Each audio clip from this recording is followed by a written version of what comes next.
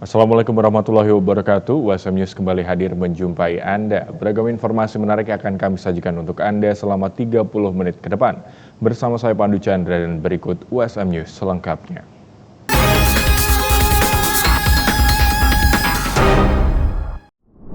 Fakultas Teknologi Pertanian baru-baru ini menggelar kuliah umum mengenai manfaat probiotik. Probiotik terkenal kaya akan manfaat, salah satunya dapat memperbaiki keseimbangan mikroba di dalam pencernaan.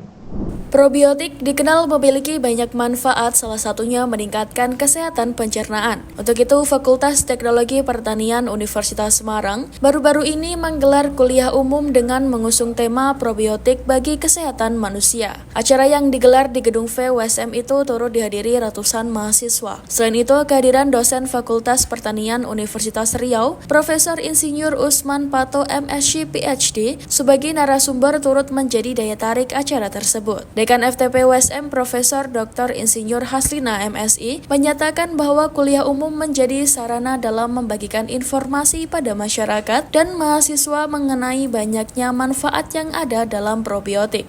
Alhamdulillah kami berbahagia sekali kedatangan Bapak Prof.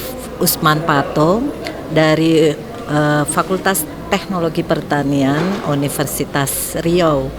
Karena beliau ini sangat kompetensi dalam bidang mikrobiologi pangan, kemudian mengangkat tema tentang probiotik bagi kesehatan manusia. Jadi memang saat ini probiotik ini sangat menarik ya dan diperbincangkan oleh seluruh masyarakat karena manfaatnya begitu besar untuk kesehatan manusia. Jadi mulai dari meningkatkan kesehatan pencernaan sampai dengan menjaga sistem imun tubuh kita. Probiotik syarat akan manfaat. Selain itu, probiotik juga dapat digunakan di hewan, manusia, maupun di bidang pertanian. Beragam manfaat akan didapatkan apabila mengkonsumsi probiotik dalam jumlah yang cukup untuk memperbaiki keseimbangan mikroba dalam pencernaan. Menurut Profesor Usman, kita dapat menemukan probiotik dalam ASI, makanan fermentasi, dan mikrobagut yang ada pada usus. Ya, yang pertama bahwa saat ini kan untuk penyakit ya, berbicara mengenai penyakit, maka umumnya setelah terjadi baru diobati. Nah, berbicara mengenai probiotik ini adalah pencegahan sebelum terjadinya penyakit. Jadi ke depan, dan ini sudah mulai training bahwa mekanisme untuk mencegah penyakit ini jauh lebih murah dibanding kalau sudah terlanjur sakit.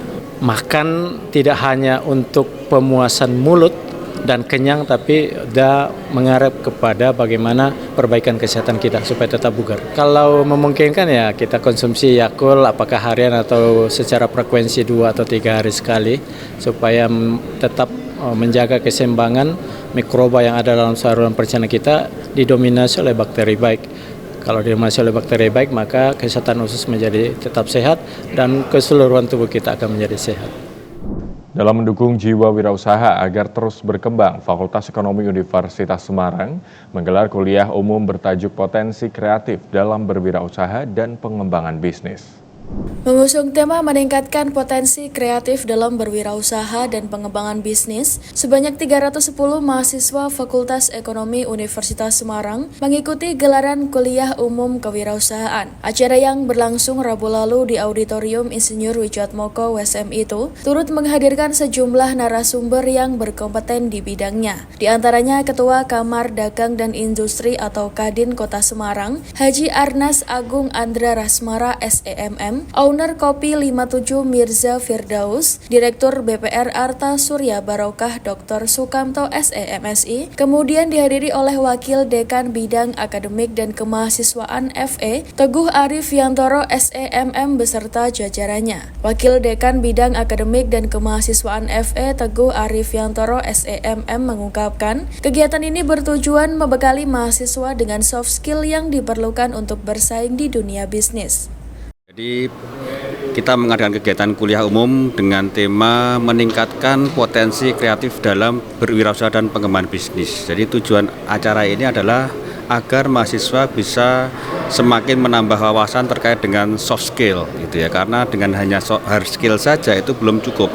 tentunya kegiatan ini menghadirkan narasumber-narasumber yang luar biasa. Gitu ya. Salah satunya adalah Mas Mirsa Firdaus, gitu ya, selaku pemilik owner 57. Kemudian ada juga Ketua Kadin Kota Semarang, Bapak Arnas. Kemudian yang satu lagi adalah Bapak Dr. Sukamto, selaku pemilik salah satu BPR di Jawa Tengah. Harapan kami tentunya dengan kegiatan ini, mahasiswa semakin memahami gitu ya, bagaimana menjalankan usaha dengan baik, kemudian kendalanya apa, kemudian juga mereka bisa paham bahwa segala sesuatu itu tidak ada yang instan, semuanya butuh proses. Jadi intinya adalah mahasiswa akan semakin terpacu untuk mengembangkan pola pikir kreatifnya, kemudian semakin inovatif dalam setiap langkahnya. Dalam kuliah umum itu, penekanan diberikan bagi para mahasiswa dalam mengembangkan ide-ide bisnis yang inovatif. Selain itu, mental dan kesabaran perlu menjadi modal utama yang kuat untuk membangun sebuah usaha yang sukses. Acara ini sukses menarik minat para mahasiswa dalam membangun sebuah usaha.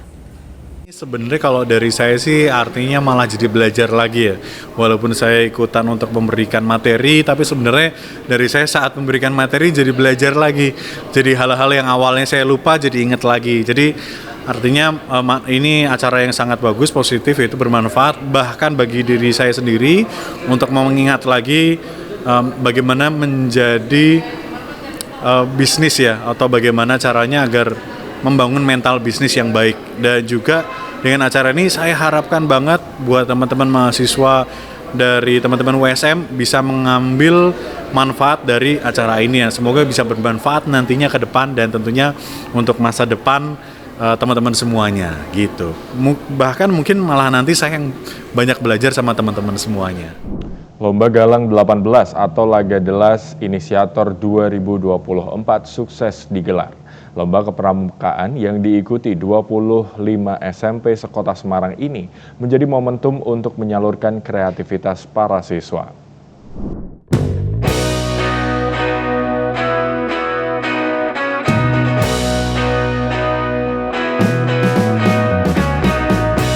Mengusung tema inisiatif Praja Muda Pilar Intelektual Bangsa, Lomba Galang 18 atau yang kerap dikenal dengan Laga Delas sukses digelar. Laga Delas Inisiator 2024 sukses menarik animo siswa-siswi sekolah menengah pertama sekota Semarang. Para peserta terlihat antusias dalam menyelesaikan setiap kategori yang diperlombakan. Ketua Gugus Depan 07.099 07.100 Pangkalan SMP Negeri 18 Semarang, Retno Adi Muhammad SPD menyatakan, Laga Delas tahun ini menjadi bentuk kolaborasi antara SMP 18 dan alumni yang menjadi ajang untuk menampilkan kreativitas. Lomba kepramukaan yang digelar tiap 4 tahun sekali itu menghadirkan kegiatan perlombaan kepramukaan yang menarik dan edukatif. Laga Delas Inisiator 2024 menjadi momentum dalam merayakan hari jadi SMP Negeri 18 Semarang, sekaligus mewadahi kreativitas siswa. Laga Delas tahun ini memang sedikit berbeda ya. Jadi paling ini lebih banyak didominasi oleh partisipasi dari alumni. Ya, karena memang kita juga untuk saat ini untuk Bapak Ibu guru juga agak dibatasi. Kemudian yang berikutnya support alumni luar biasa. Ya, ini terselenggara karena memang inisiatif dari alumni. Makanya ada tulisan di sini Laga Delas Inisiator 2024 karena memang inisiatif untuk menyelenggarakan ini datangnya dari alumni dan sudah sekian tahun kita off untuk kegiatan Laga Delas. Ya, Laga Delas ini kan agendanya jenis lombanya juga bermacam-macam. Itu jelas akan sangat menumbuhkan minat kreativitas, ya, menampilkan segala bentuk bakat baik dari sisi kepramukaan maupun yang di sini juga ada kegiatan seni juga, ya, sehingga di sini dituntut setiap peserta harus memiliki kualitas untuk bidang kepramukaan maupun kreativitas di bidang seni.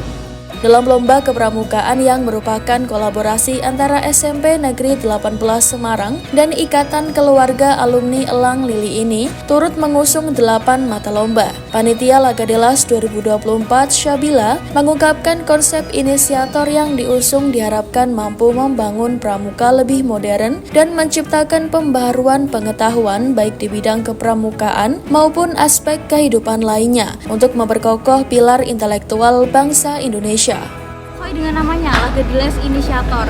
Kita tuh berharap kita adalah menjadi inisiator bagi adik-adik pramuka yang ada di Kota Semarang, karena Laga Deles ini merupakan lomba pertama yang berbasis internet. Jadi harapannya adalah dengan adanya Laga Deles inisiator ini, ke depannya lomba-lomba pramuka itu juga bisa digabungkan dengan teknologi.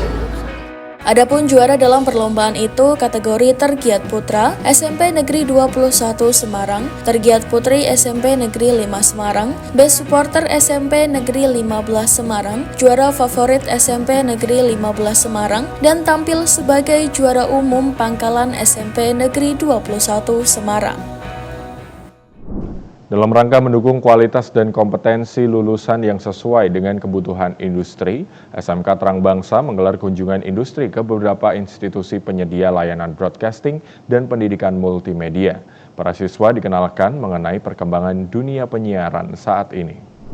SMK Kristen Terang Bangsa mengadakan kunjungan industri ke Yogyakarta, yaitu di MMTC Yogyakarta, atau yang biasa dikenal dengan Sekolah Tinggi Multimedia Yogyakarta.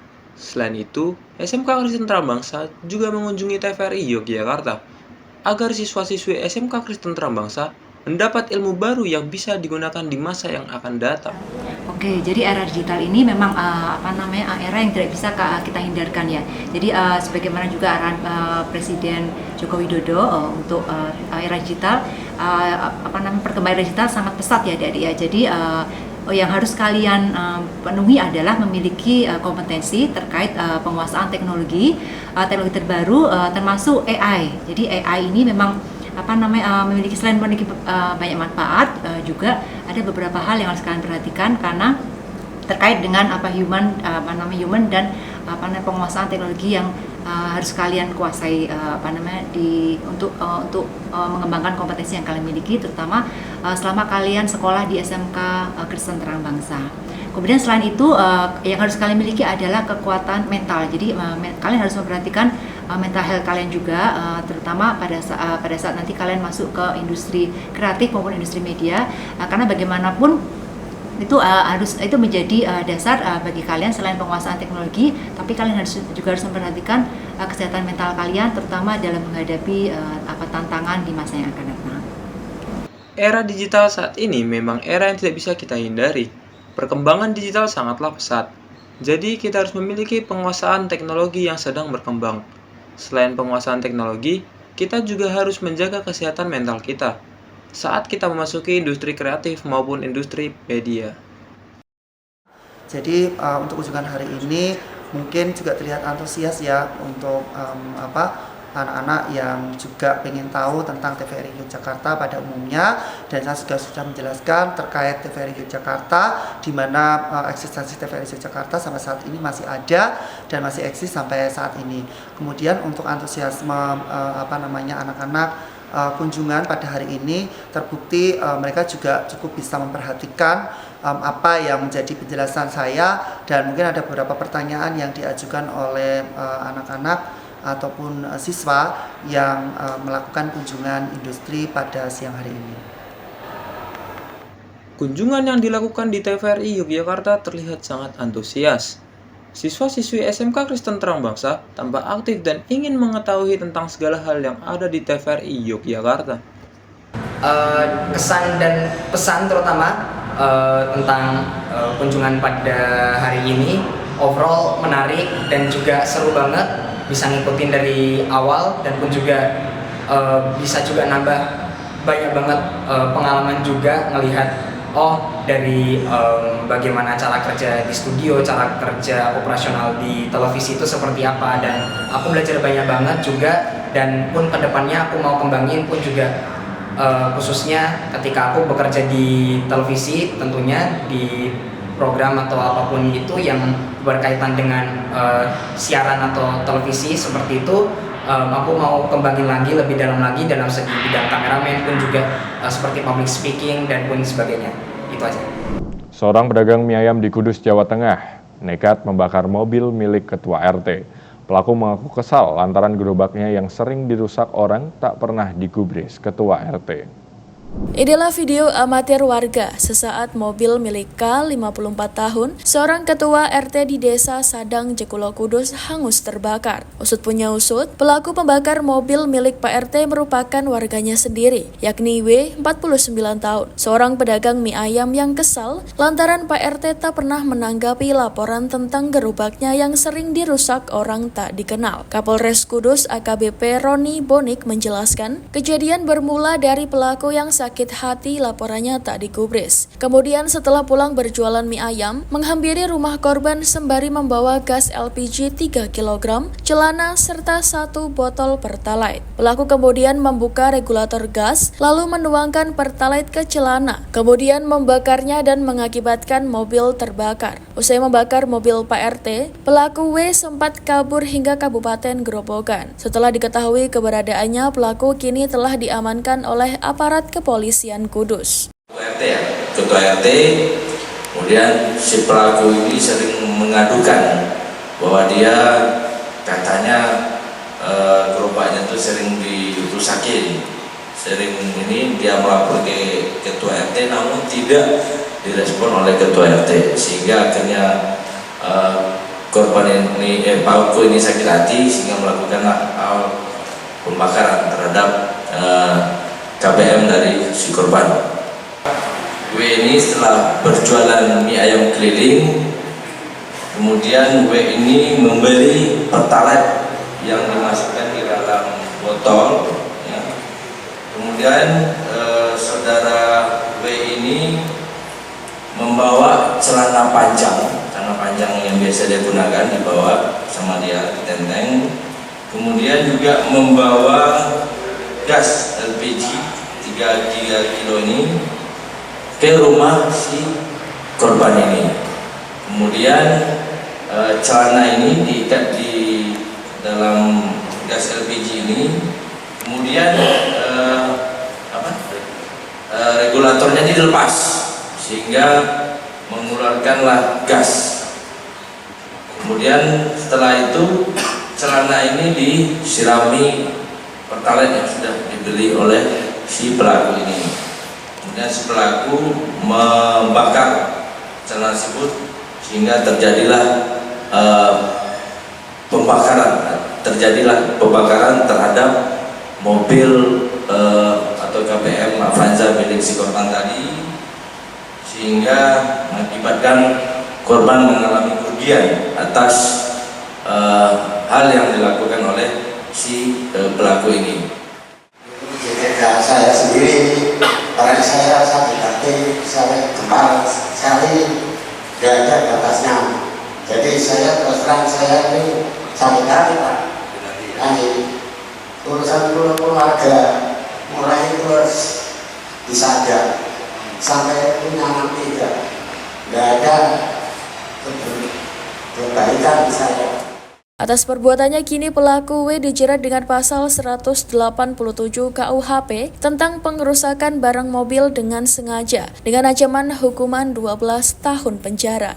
Pejabat Gubernur Jawa Tengah Nana Sujana memberikan penghargaan kepada para atlet dan kontingen Jawa Tengah peraih medali pada PON 2024 di Aceh, Sumatera Utara. Total penghargaan berupa tali asih dan uang pembinaan mencapai 60,6 miliar. Pejabat Gubernur Jawa Tengah Nana Sujana menerima para atlet PON 2024 Aceh Sumatera Utara di Wisma Perdamaian Kota Semarang pada Jumat 4 Oktober 2024 kemarin. Dalam kesempatan itu, Nana menyerahkan tali asih secara simbolis kepada para atlet yang meraih medali serta pelatih mereka. Nominal total tali asih yang diberikan oleh Pemprov Jawa Tengah mencapai 60.671 miliar. Nana menyampaikan rasa terima kasih dan apresiasi atas perjuangan kontingen Jateng pada gelaran PON Aceh Sumut. Jawa Tengah sendiri berhasil menempati peringkat kelima klasemen akhir perolehan medali dengan 71 emas, 74 perak, dan 115 perunggu. Nana berharap penghargaan tali asih dan uang pembinaan dapat bermanfaat untuk meningkatkan kualitas kehidupan para atlet dan pelatih, serta bisa menjadi modal untuk mengembangkan prestasi.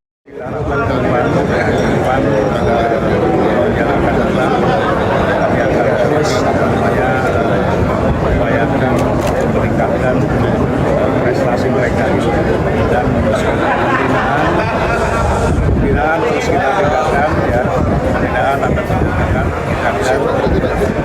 tahu warga desa kita juga membantu sarana olahraga sarana satu cabang ya.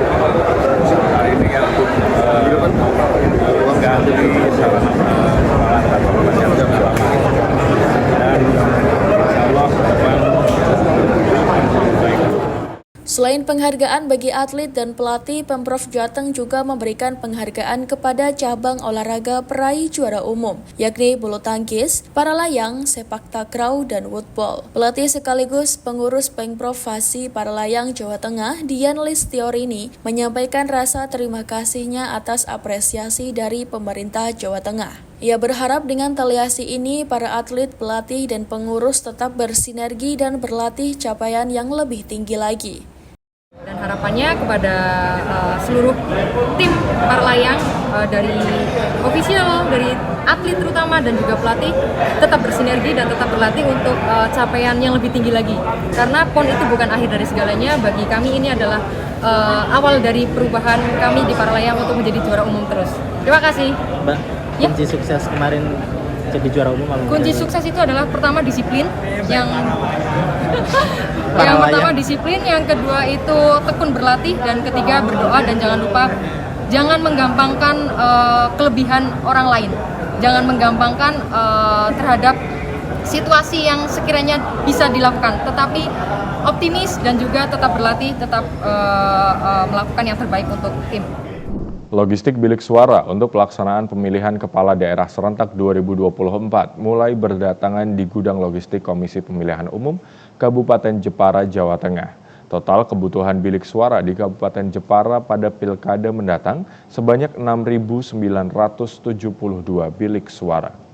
Komisi Pemilihan Umum Kabupaten Jepara, Jawa Tengah mulai menerima kiriman logistik untuk pelaksanaan Pilkada Serentak 2024 berupa bilik suara di Gedung Logistik Desa Sukosono, Kecamatan Kedung, Jepara, Jawa Tengah. Dengan pengawalan dan penjagaan ketat dari aparat kepolisian, satu persatu bilik suara diturunkan dari truk pengangkut dan dimasukkan ke dalam gudang logistik yang telah disiapkan oleh KPU. Saat ini KPU Kabupaten Jepara sudah menerima 6.972 bilik suara yang akan disebar di 1.743 tempat pemungutan suara pada pilkada mendatang. Kedatangan logistik berupa bilik suara di gudang logistik KPU Kabupaten Jepara ini sudah berlangsung sejak kemarin dan direncanakan akan terus berdatangan secara bertahap hingga seluruh kebutuhan logistik terpenuhi. Oke, untuk logistik yang hari ini datang ya ini bilik surat suara. Bilik surat suara ini baru sudah tiba semua, satu kendaraan jumlahnya 6.972. Ya ini satu TPS ada 4 bilik. Ada bilik cadangan Pak? Ya ada. Mungkin setelah ini ada pengiriman lagi. Ya nanti setelah ini nanti akan ada kotak surat suara. Jumlahnya juga 2 kali jumlah TPS 3.486. Yang sudah tiba berarti 3 kemarin ada tinta dan kabel tis, dan ini dilanjut dengan bilik suara. Ini produksinya di daerah mana Pak? Di Jari, Jawa Timur. Jadi yang kurang apa saja Pak? Kalau kurang masih banyak, tadi ada kotak suara, terus kemudian surat suara, terus kemudian sampel, terus kemudian alat bantu dan formulir untuk kelengkapan di TPS. Ini sistem pengamanannya gimana Mas? Nah, ini sistem pengamanan kita bekerja sama dengan aparat keamanan, yaitu kepolisian dan TNI, dan kami juga ada penjaga di gudang setiap 24 jam ada yang jaga dan kita lengkapi dengan CCTV. Selain bilik suara, KPU Kabupaten Jepara saat ini sudah menerima logistik lainnya berupa tinta dan kabel tis, dan rencananya akan disusul dengan logistik lainnya seperti kotak suara dan surat suara, dengan harapan sebelum pelaksanaan Pilkada Serentak 27 November mendatang, semua kebutuhan logistik telah siap digunakan. Dari Jepara, Eni Ayu Lestari melaporkan. Pemirsa, perang Israel-Hamas di Gaza telah berlangsung 1 tahun. Selain menewaskan 41.000 lebih warga, menurut Kementerian Kesehatan Gaza, perang ini juga menyebabkan sekitar 100.000 warga Palestina terluka. Sebagian pasien ditangani relawan Indonesia di Gaza. Bagaimana kondisinya saat ini? Ikuti laporan tim VOA berikut ini. Informasi ini sekaligus menutup perjumpaan kita di hari ini. Tetap saksikan USM News hanya di USM TV. Saya Pandu Chandra dan seluruh kru yang bertugas pamit undur diri. Terima kasih. Wassalamualaikum warahmatullahi wabarakatuh. Alhamdulillah. Fikri Rofiul Haq tak bisa membendung rasa haru ketika bisa kembali menginjakkan kaki ke Rumah Sakit Indonesia di Beit Lahia, Gaza Utara setelah lama mengungsi akibat perang Israel-Hamas. Senangnya juga ada rasa bahagia juga bisa balik ke Rumah Sakit Indonesia. Kita sudah hampir kurang lebih 4 tahun lah tinggal di Wisma ini. Akhir November 2023, Israel mengepung lalu menduduki Rumah Sakit Indonesia atas tuduhan dimanfaatkan untuk aktivitas Hamas. Ketiga relawan mengungsi ke Gaza Selatan. Desember, Farid Sansabil Al-Ayubi kembali ke tanah air, sementara Fikri dan rekannya Reza Ardila Kurniawan bertahan. Sejak Agustus, Fikri maupun Reza kembali menginjakkan kaki ke Gaza Utara. Keduanya bergantian menemani sejumlah tenaga medis yang bertugas di Rumah Sakit Indonesia di Gaza Utara atau posko di Deir Bala, Gaza Tengah. Perjalanan dari Gaza Tengah menuju Gaza Utara tidak cukup mudah sih sebenarnya perjalanan tersebut. Medannya yang sangat ekstrim dan pengamanannya, terutama ketika di checkpoint juga yang mengerikan lah karena dipantau oleh drone dari Israel. Prioritas Mercy sebagai penyelenggara layanan kesehatan di Rumah Sakit Indonesia adalah pemulihan layanan segera. PEDI ke Utara beliau juga sudah melakukan assessment. Ada beberapa hal yang memang sudah kita kerjakan. Yang saat ini berlangsung adalah memperbaiki Wisma Indonesia sebagai tempat timnya ini tinggal berkantor. Yang kedua, kita membantu solar panel menjadi sumber energi listrik di Rumah Sakit Indonesia di Gaza. Edi Wahyudi adalah relawan Mercy yang juga kembali ke Gaza. Ia dulu memimpin pembangunan rumah sakit sejak 2011 dan akan memimpin proses perbaikan bangunan dan fasilitas rumah sakit. Meski telah bisa kembali mengobati pasien, para dokter dari berbagai spesialisasi dan juga relawan rumah sakit dari Mercy Indonesia mengalami berbagai keterbatasan pasokan obat maupun peralatan di Gaza. Kadang bahkan lampu ponsel digunakan saat perawatan karena keterbatasan listrik. Luka yang ditanganinya pun bervariasi, mulai dari luka ringan, luka bakar, hingga luka yang mengharuskan amputasi. Salah satu relawan dokter spesialis bedah plastik rekonstruktif dari Jakarta menceritakan pengalamannya kepada VOA. Bedah plastik samalah semua dokter bedah gitu, semua punya standar bekerja, artinya standar bekerja, standar hasil yang ingin kita capai. Tapi ya memang begitu, semuanya nggak ada. Jadi kita tantangan terbesar ya menyesuaikan, menurunkan standar kita, tapi tetap menolong pasien untuk membantu rekonstruksi tahap selanjutnya. Dr. Endrina telah berpengalaman menangani luka parah akibat bom di Jakarta. Tapi di Gaza banyak pasiennya adalah anak-anak. Iya, tapi jadi ingat anak sendiri dulu kecil bisa main-main ya dengan leluasa. Sementara di sini mereka harus menderita cacat yang berat gitu. Dan amputasinya pun kadang-kadang 2 tungkai, 3 tungkai, 4 tungkai gitu ya. Tapi salut dengan anak-anak sini, resilientnya luar biasa sih. Mereka bisa tertawa, masih bisa tersenyum. Itu kan buat saya ya lihatlah bagaimana mereka tuh memang kuat ya. Bagaimanapun perkembangan konflik Israel-Hamas yang kini meluas ke Hizbullah di Lebanon, Mercy berencana melanjutkan layanannya di Gaza bekerja sama dengan Organisasi Kesehatan Dunia WHO. Dari Washington DC, Yuni Salim dan tim VOA.